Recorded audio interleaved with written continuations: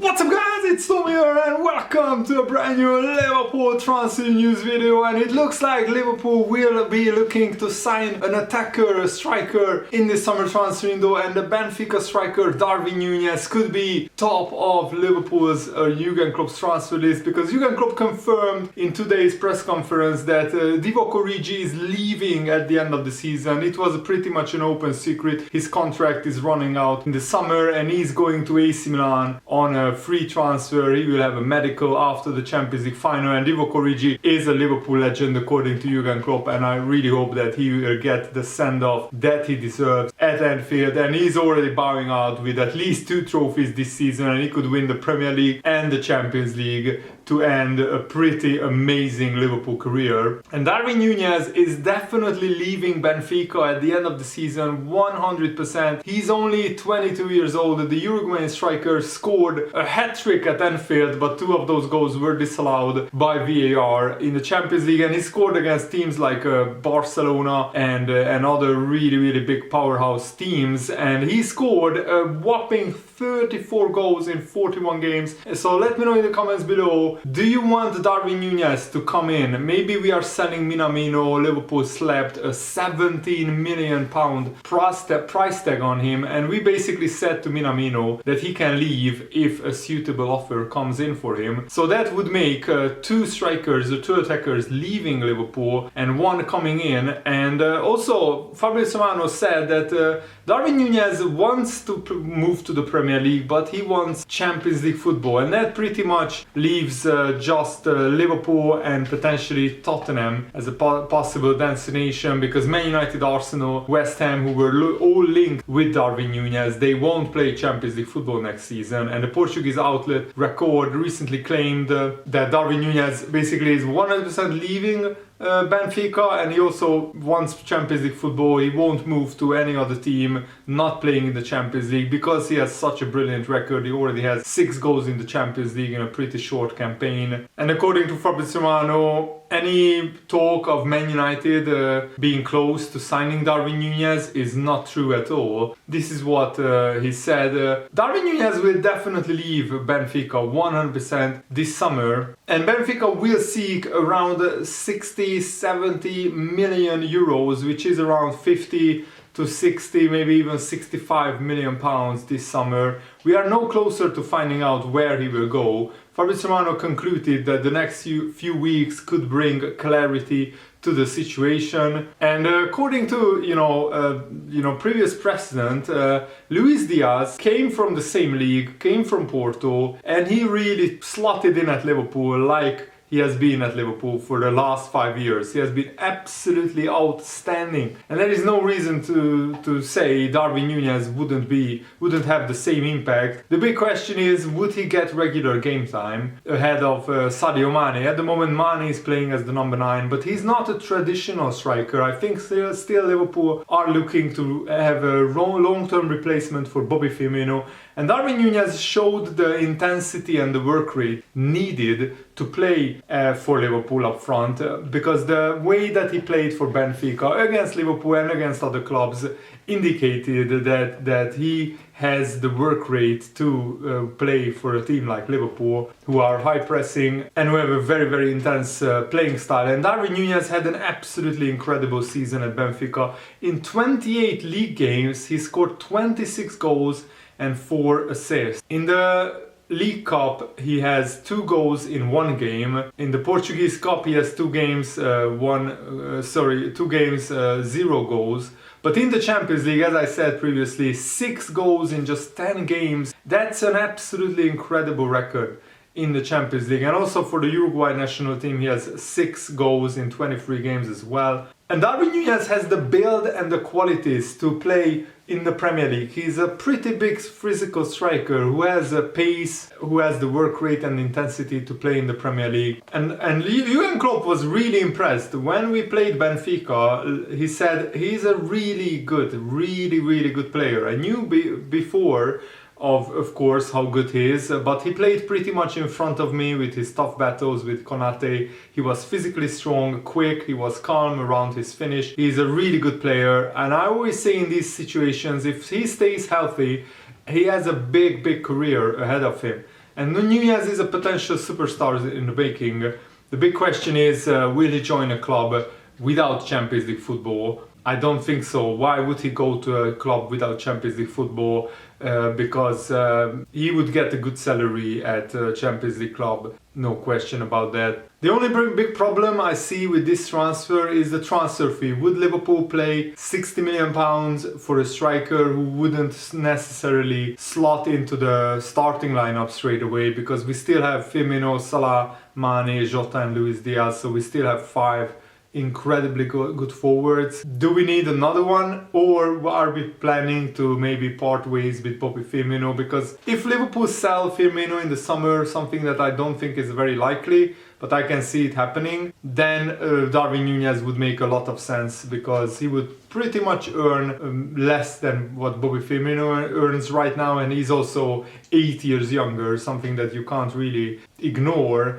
Jack Talbot, a journalist, said that Darwin Nunez has not rejected yet Manchester United or Newcastle. The player's ambition is to play in the Premier League and nothing has been decided yet. But as I said, if Nunez has offers on his table, and I'm sure he does, with the season that he has had, why would he go to a club which won't be in the Champions League next season? But then Darwin Nunez also can play on the left of the front three. It's possible that the recruitment team may see some potential in Darwin Nunez operating in Mo Salah's spot. We will be keeping a close eye on this particular transfer story to see how it develops. But at the moment, these are all the information that I could find for you guys on Darwin Nunez. And now let's turn our attention to the title race, because on Sunday the Premier League season concludes, and if Aston Villa get a result against Man City, either a win or a draw, Liverpool can become Premier League champions. And I would hate for Liverpool to lose out on the Premier League title again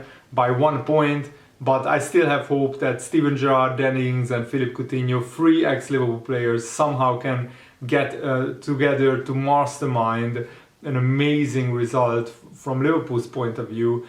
And Paul Merson has explained that he expects Liverpool to beat Wolves at Anfield. You don't come this far in the Premier League only to falter at the final hurdle. So I think Liverpool will win against Wolves comfortably. I was shocked with the number of changes that Jurgen Klopp made against Southampton, but the players Jurgen Klopp put out gave it everything they had to get all 3 points. Man City also should have beaten West Ham, but they ended up dropping 2 points, and those were very valuable 2 points, because that enhanced Liverpool's hopes of winning the title on the final day of the season. The narrative that is building up sounds like a bit of a fairy tale. Steven Gerrard as Aston Villa going to the Etihad to take on Pep Guardiola, the former Liverpool club captain who has never won the Premier League with his boyhood club Liverpool. He could do Liverpool a massive favour and take points off Man City. Regardless of what happens in that game, Liverpool have to do what's in their control, which is to beat Wolves, and I think they will do that. Bruno Lage's side have fizzled out in recent weeks. Don't see this one being too much of an issue for Liverpool, Paul Merson said. I've been involved with the beautiful game for far too long to think of this, the Man City-Aston Villa game, as a foregone conclusion. But I genuinely don't think Aston Villa will have enough to beat Man City. Guardiola and his players shouldn't have taken it until the last day, but they are still in control of their destiny and the title race. They should get the job done. Man City have been guilty of leaving themselves open at the back in recent weeks. Aston Villa have the likes of Ollie Watkins, Danny Ings, Philippe Coutinho, who are all dangerous players in their own right. Man City will have to bide their time, stay patient, like they did against Leicester in 2019, when Kompany scored a worldly of a goal to effectively win the title for his team. But also, Man City will be nervous, because they will know any kind of slip-up and the title is going to Anfield. So I think they will be nervous. And also, Steven Gerrard rested Coutinho and Danny Ings for this game. They didn't start against Burnley because they played on Thursday and now it's Sunday, and I think Steven Gerrard will be extra motivated to deliver something, a result for Liverpool's sake, but also for his own job, because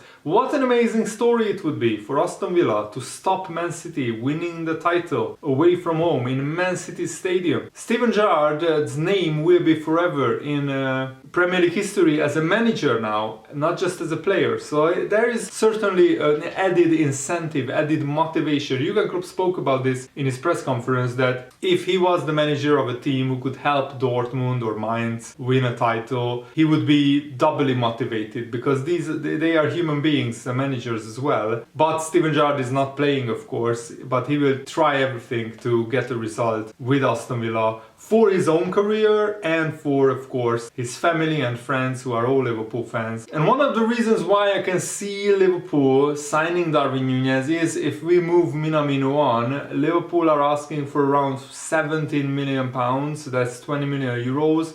That would be represent a very nice £10 million profit on Minamino, because Liverpool signed him for just £7.2 million from Salzburg in December 2019. Leeds United were among the clubs who wanted to sign Minamino in the January transfer window, but the deal fell through because Minamino wanted to stay at Anfield and fight for his place. And I think he did the right thing, because he won the League Cup, he won the FA Cup, and he could still win the Premier League and the Champions League as well. But should Leeds United avoid relegation, it is thought that they will try again to sign Minamino in the summer. Minamino is likely to be more receptive to a possible move to Leeds United this time, because he targets more regular playing time, and it's absolutely a crime, Jurgen Klopp said, that Minamino hasn't played that much in the second half of the season, because he's such a good player, but Liverpool just have better players than him, which is pretty amazing. But he hasn't played since March, up until that Southampton game where he scored a brilliant goal. And it's pretty amazing that Minamino comes in and plays like he has been playing every week, when he hasn't been for months. So he's without match rhythm, match sharpness. But that's pretty amazing that he could come in and play very well. Inter also are interested in Minamino. And pretty much at the same time, the Serie A title race and the Premier League title race will conclude. So AC Milan are pole position in the Serie A. I want them to win the title because it's just a good story. A big club like Liverpool, who have fallen from grace in the shape of AC Milan, and they could get back to the top of Italian football after many years. And it's actually pretty amazing that the original Premier League trophy will be at the Etihad. And also the Premier League chief executive Richard Masters will be at the Etihad Stadium, but a similar presenting team and also a replica Premier League trophy will be at Anfield in case Liverpool win the title. And I really hope that for the Liverpool fans' sake that Liverpool will win the title, because the last time we won the title there were no fans in the stadium, which was absolute travesty. So another chief executive, the Premier League's interim chairman, Peter McCormick, will be at Anfield to present 40 medals in the event of a Liverpool title win. In the past, when the title has gone to the last day, as it did in 2019, the tray of medals that have not been used have been recycled for the following season. When the title goes to the final day, the engraving of the winners' medals has to take place after the presentation, and basically they will be blank medals in the case of Liverpool. In the days afterwards, the players are asked for them back, and the medals along with the trophy are sent off to be completed. At the end of the 2018-19 season, the last time the Premier League title was decided on the final day, Richard Masters was at Anfield, and then the acting chair of the Premier League, Claudia Arni, was at the Amex Stadium, where Man City clinched the title by a single point. But remember, Brighton took the lead in that game, and then Man City came roaring back. Let's hope this time Aston Villa take the lead and hold on somehow to get at least a draw. Come on Liverpool, let's win the Premier League title. I'm really excited about the final game of the season. And Aston Villa also have a cash incentive to actually get a result. Aston Villa can still finish 10th in the Premier League if they beat Man City and results elsewhere go their way. And a 10th placed finish compared to finishing 14th would be a big difference in terms of the prize money that Aston Villa get, because to finish 10th you get 24 million, and if you finish 14th you only get 15 million. So that's a 9 million pound difference. That's quite a lot of money for a club like Aston Villa, and the merit payments go up roughly 2.2 million pounds per place, meaning there is also almost a 9 million pound difference between finishing 14th and 10th for Aston Villa. So that is that added incentive and added motivation for Aston Villa to finish as high as possible. And Jimmy Carragher also said this about the title race. So Liverpool have been always the chasers in this title race. They were never in a position to win this season's title. It was always Man City in front. They were always the favourites, having just won 2 finals and in preparations for a third. Anything more on Sunday is a spectacular bonus. Nobody really is expecting Liverpool to win the title. Nobody expected Liverpool to win the title at the beginning of the season, or certainly not in January or February, where Man City were 14 points clear. A cup parade is confirmed for Sunday after the Champions League final, so this Sunday, 1 week after, no matter what, and there will be a party atmosphere at Anfield as Liverpool fans look towards the Champions League final in Paris. City have it all to lose. Liverpool have nothing to lose, really. The title is Man City's. They have it in their hands, and if they slip, then that's what Liverpool can come in. That's when Liverpool can come in. This is Man City's last chance to win a trophy this season. They go into the weekend with confidence, but also with fear and expectation, because Man City should become Premier League champions on Sunday. Liverpool's remaining weapon is hope. The fact that there is still a fight means anything is possible, and I think this is great that it's still Man City's to lose, because Liverpool really are not the favourites. They have never been the favourites. So let's see